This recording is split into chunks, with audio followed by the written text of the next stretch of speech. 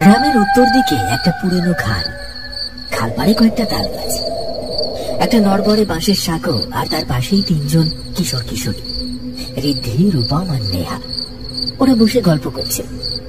School ছুটি হয়ে গেছে ঘন্টাখানেক আগে। এখন সন্ধে নামছে, তাই আকাশে হালকা মেঘ, সঙ্গে হাওয়াও বইছে ঠান্ডা। তোরা শুনেছিস খালপাড়ে ওই ভুতুরে বাড়ির খবর? ওই খালের ধারের বাড়িটা, যেটা এখন ভেঙে পড়েছে আর কেউ থাকেও না? হ্যাঁ, সবাই নাকি বলে রাত 12টার পর ওই বাড়ির জানালায় একটা মেয়ে দাঁড়িয়ে থাকে, একদম সাদা কাপড়ে, চুল এলোমেলো। কোনো মানুষকে দেখতে পেলে তাকে ডাকে, আর যে যায় তাকে নাকি মেরে ফেলে। আমিও শুনেছি এই কথা। ওটা ছিল জমিদারের মেয়ের আত্মা। বিয়ের আগের রাতে গায়ে আগুন লাগিয়ে আত্মহত্যা করেছিল। গল্প তো কথা শুনলাম, এবার যদি সাহস থাকে চল নিজেরাই গিয়ে দেখি ওই বাড়ির ভেতরে সত্যি ভূত আছে নাকি শুধু গাঁজা খুঁড়ি। সত্যি যাবি ওই বাড়িতে আজ রাতে? কেন, ভয় লাগছে নাকি? তোর আবার ভূতের ভয় বেশি। ভয় পাই না, কিন্তু ওই জায়গাটা ভালো না, গ্রামের সবাই বারণ করে।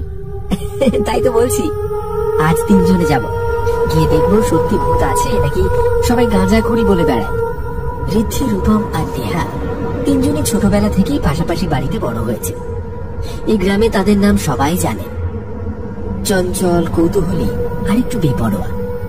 প্রতিদিন সন্ধেবেলা স্কুল শেষে তারা চলে আসে খালপাড়ে সাঁকোর ধারে এই মাচায়।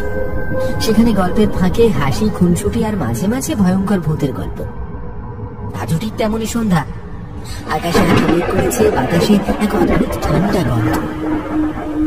আশপাশটা একেবারে ফাঁকা, আর আজ বাকি বন্ধুরা কেউ আসেনি, একা বসেছিল তিনজনে।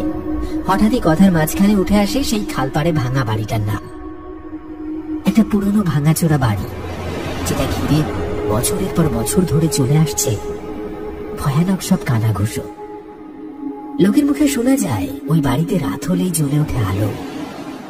কেউ ঘরের ভেতর কাঁদে, আবার কেউ নাকি